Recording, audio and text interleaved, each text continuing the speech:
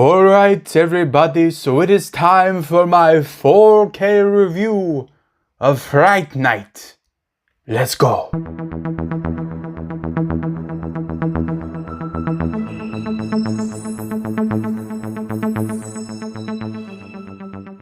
Fright Night is a 1985 horror film written and directed by Tom Holland and starring Chris Sarandon and William Ragsdale. As a teenager discovers that the newcomer in his neighborhood is a vampire, he turns to an actor in a television horror show for help dealing with the undead. Sony presents this film with a new 4K restoration with Dolby Vision and HDR10. What is up everybody? Ken here with Mid-Level Media, and I'm going to be talking about Fright Night on 4K today, the latest release from Sony, and this was one of my most anticipated 4K releases of the year, so I am super excited to get into this one. This was also a first-time watch for me, so we're going to talk about the movie, we're going to talk about the transfer, we're going to talk about the sound, the special features, tons of special features. They really did it. Sony did a great job with this release, and then we're going to, do a little Steelbook unboxing. I do have the Steelbook version here. This is the only way you can get Fright Night on 4K, by the way. There is no standalone 4K slipcover or case or anything like that. If you want Fright Night on 4K, you're gonna have to buy this Steelbook, so I will link that down below. Before we get into it, guys, hit the subscribe button if you haven't already. I talk about movies and physical media on this channel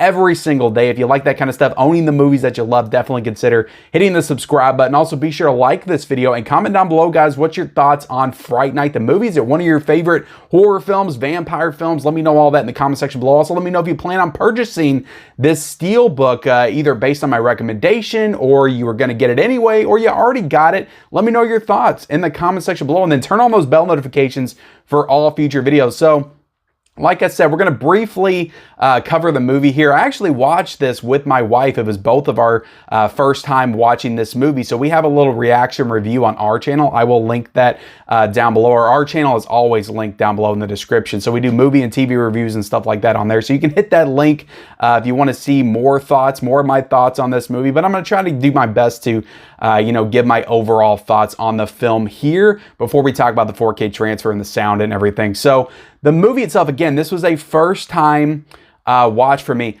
I like this movie a lot. I wanted to love it.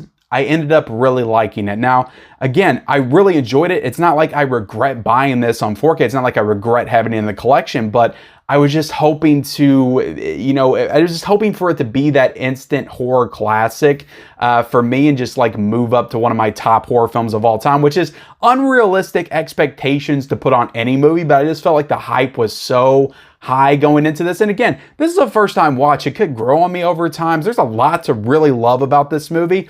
But I just came away from it at the end, just not really lukewarm, but I just thought, okay, that was really good. That was a really good movie.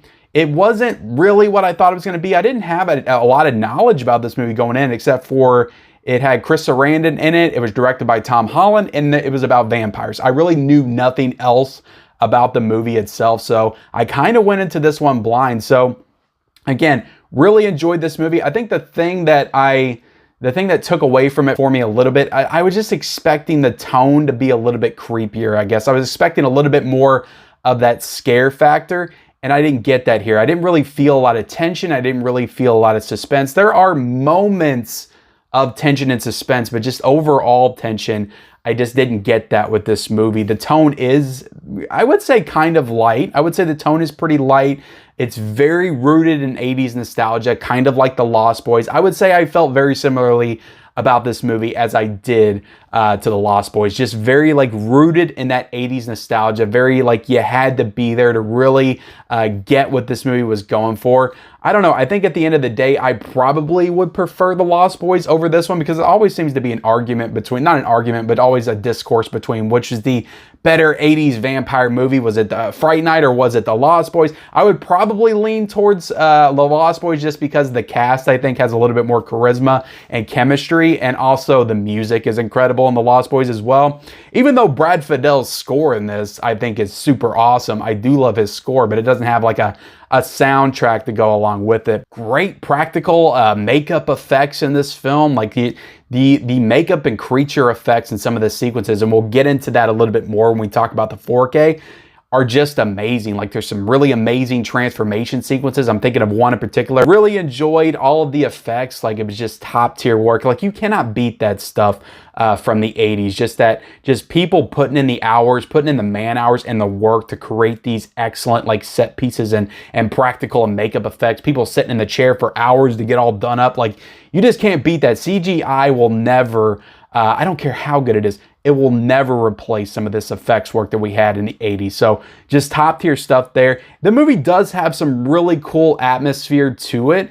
When you get to some of those moments in that house, the next door neighbor house. And I'm not going to get too much into the plot here. I mean, it is about a boy that discovers his neighbors are vampires, and then he has to figure out how to defeat them. At the end of the day, he has a girlfriend, he has a friend that go along with him to help, and he tries to enlist the help of this TV actor, which was kind of a strange plot point to bring in, who was kind of acting as like a Vincent Price type character. I actually think that his name in the movie is Peter Vincent, so he was like paying tribute to the Vincent Price character. So he was a TV actor, and you know, he fought vampires on the TV show. So they're like, hey, let's get this guy because maybe he can help us in real life. Another thing I got to bring up is you got, I was a big Married with Children fan when I was a kid. You got Amanda Bierce in this movie who plays Amy Peterson, which is Charlie's girlfriend, who is the main character, the main boy.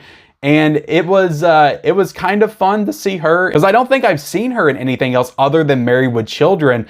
So that was kind of fun. A little hard to take her seriously as like a sex symbol or sex, you know, a sexy character, sex icon in the movie, because there's moments, even though she does look pretty fierce as the vampire at the end, and there are moments where you're like, damn, Marcy Darcy, look at you. But it is a little hard to take her seriously as like a love interest or like a sexy, you know, character in the film, because I always think of Al Bundy like in my mind, like especially in the beginning where she takes her shirt off and she's like in her bra. I'm just like, my eyes, my eyes. I'm just channeling my inner Al Bundy there.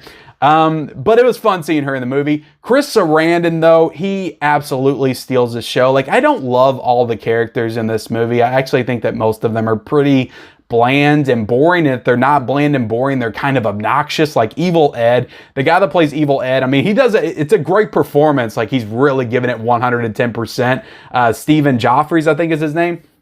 But that character is extremely annoying, and it just kind of grates on your nerves throughout the film, and he just gets more and more obnoxious as he goes. Chris Sarandon, though, like I said, he is the standout here. He is 110% chewing up the scenery. He is so good as this like suave, super charismatic vampire. In every moment that he's on camera in the movie, it really grabs your attention and really makes you kind of sit up and pay attention to what's going on, because he's just that magnetic in this role. So I think that he is the real highlight to this film. The story itself, it's pretty basic. It's nothing, you know, like super elaborate. I do like the final like 20 minutes. I think that the climax of the film does deliver on a certain level. And yeah, it has some really good set design, some good atmosphere, some great makeup and special effects. Again, I can see this movie growing on me over time. It's just not one that I would call on my first time viewing an instant horror classic or anything like that. I did enjoy it though. I did enjoy it. I want you guys to know I enjoyed it, because I'm going to get a bunch of comments and be like, I can't believe you didn't like Fright Night. I liked the movie. I'll give it a 3.5 out of 5. Now let's get into the actual transfer of this movie. And Sony, man, I talked about them last week when I reviewed I Know What You Did Last Summer. They're just firing on all cylinders right now. They're just killing it with these transfers. This is a native 4K restoration with Dolby Vision and HDR10. And my goodness, did this look phenomenal. And like I said in my Army of Darkness review, I just got a new TV. I got a LG 65-inch C2 OLED. And it looked amazing. Like, it just really looked phenomenal. Like, the picture quality here is super crisp, super clear. There are moments, and I said this when I talked about The Lost Boys, but there's moments where I was watching this, I was like, this is a movie that could have just came out. Like, it looked that good. If I didn't know the actors and seen how young they are in comparison to what they look like now, like, I would think that this was a brand new movie. But yeah, the black levels are just perfectly balanced, creating a clear, consistent picture quality that is dark enough to maintain the atmosphere, but also you can still see every detail. Like, some of those scenes in the house, the next door neighbor vampire house, like, there's like great set design in there. There's like cobwebs and paintings and stuff and pictures and just all kinds of like stuff laying around. all that stuff you can see, every single detail, like inside the house, like there's some like smoke and it's rolling in and things like that. On the exterior, you can see a bunch of smoke and fog. And it just all looks so clear, and you can just see everything, and it's beautiful. Like everything about this 4K transfer is beautiful. Plenty of scenes at night. Like most of this movie, in fact, is set at night. So it's not like the most flashy, you know, visually. Like there's not a ton of colors or anything. It's a lot of blacks, a lot of blues, but that really pops with that addition of the HDR and especially the Dolby Vision as well. It looks incredible. I cannot overstate how good of a job Sony did on this release. And getting into the sound, you do have Dolby Atmos on this release. You also have Dolby True HD 7.1. You have DTS HD Master Audio 5.1. Now I am listening to this. I just got a new sound bar. This is a 5.1 with a subwoofer. It does simulate the Dolby Atmos, but I am not getting that full effect of like a true surround sound system. But man, did it sound wonderful. Like I said, I just got this set, but the sound was amazing to me. Like you feel every thump, every bump. Like there's a lot of like people throwing each other around against walls and stuff, like Chris Sarandon just throwing the character of Charlie like around the room in a certain sequence. You feel every bump, you feel everything, every creak. Like when Chris Sarandon walks out on those steps, when they first walk into the house, like you can hear the creaks of his footprints, like almost behind you or to the side of you. You can hear those creaks before you even see Chris Sarandon. And I know the character's name is Jerry Dandridge, but I keep wanting to say Chris Sarandon. But you can hear the creaks of the footprints before he walks in, which just adds a layer of tension and suspense to that moment because you can just hear the creaks before you even see him enter the frame. So the sound quality to me was top notch. Let's get into the, I'm gonna go ahead and do the quick unboxing of the Steelbook, I guess. So this is the classic poster art of the Fright Night poster from back in the day. Just a beautiful image. I love it. It's classic. I wouldn't want anything else. You have this image of Jerry Dandridge, Chris Sarandon's character on the back right there, which is excellent. Now, opening it up, this is a 3-disc set, and again, we'll get into that with the special features here in a second, but you have the Fright Night 4K, you also have the Blu-ray with the special features, and you also have an additional special feature Blu-ray disc. And I was kind of wondering, like, why do they need all these discs? And we'll get into that here in seconds because there's a ton of special features. But one thing I gotta note right here is there's no interior artwork on the Steelbook, which does feel a little lazy by Sony. Like I would have liked to have seen some interior artwork. They could have done something in there. But I mean, I do love the disc art. I think they did an excellent job on the disc art. But let's go ahead and get into the special features of this release. And this is like a boutique level amount of special features. Like we talked about like Arrow Video maybe doing this and everybody got excited for Arrow Video doing it. But I'm telling you, Sony really stepped up to the plate here. There are so many, not only special features, just past special features ported over, but there's so many new additional special features on this release that it's really incredible. So you do get the 4K disc, and that doesn't have any of the special features on it. It's just the 4K, but you also get the Blu-ray, and the Blu-ray is a new 4K scan as well. So that's already a step up from the previous Sony Blu-ray. But on this Blu-ray, you get new deleted scenes and storyboards. You get a new alternate trailer that's never been seen with an introduction by Tom Holland. Tom Holland's in a lot of these special features just talking about the movie, and you can just tell that this movie means a lot to him. He wrote it, he directed it. You can just tell it holds a special place in his heart. So yeah, you get that new trailer, but you also get audio commentaries with Tom Holland, actors Chris Sarandon, Jonathan Stark. You get audio commentary with Tom Holland actors William Ragsdale and Stephen Joffreys. So 2 audio commentaries on this set. You also get the documentary You're So Cool, Brewster, the story of Fright Night. So I don't know if this was on any previous Blu-ray releases or if this was released separately, but this is a 2.5-hour documentary on the making of Fright Night, and I watched about an hour of it. It's really awesome. I do want to get back to it and watch the rest of it, but again, it's not new. I think they filmed this one back in the maybe mid-2010s or late 2000s. I'm not exactly sure. Some of the actors look kind of young in it, so it might have been from about 15 years ago that they actually did that one. But really cool that they included that. You also get What is Fright Night, Tom Holland writing horror theatrical trailers, and that's on the first Blu-ray disc. And then you get the additional special features disc that has 4 brand new special features in it. You get Fright Night 35th Anniversary Script Read, which is the cast like reunited together to read the script of Fright Night and just like reenact it all. It's about 2.5 hours too. Really cool to watch. I skimmed through it. I didn't watch the whole thing, but if you're interested in stuff like that, like that's a really cool special feature to add. You actually have Mark Hamill, Luke Skywalker himself, step in to play Roddy McDowall's role of Peter Vincent, because of course he's no longer with us, which was super awesome and cool to see Mark Hamill on that panel. You also have Rosario Dawson in there as well, so that was cool to see her. But yeah, just a full like script read of Fright Night, which was super awesome and just a really cool addition to add to the set. And you also get the queer lens, Brian Fuller in conversation with Amanda Bierce, and that's a candid discussion between Fright Night aficionado Brian Fuller and Fright Night star Amanda Bierce about Gothic's queer roots, the film's queer subtext, and its metaphorical power. So really cool extra release to add as well.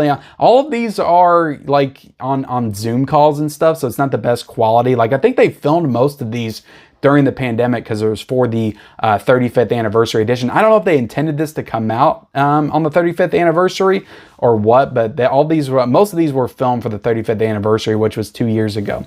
You also get a new novel approach, the splatterpunk story of the Fright Night novelization. So this is the story of the novelization. So Tom Holland kind of sheds light on that and just the process of doing the novel. You also get new SFX storyboard comparisons, a selection of original storyboards from key effects sequences compared to with their final filmed versions. Just tons of other special features as well that were included on previous releases. So Sony just went all out with this release, and it really kind of shocked me because I didn't realize how many special features were going to be on here, but they're all really cool.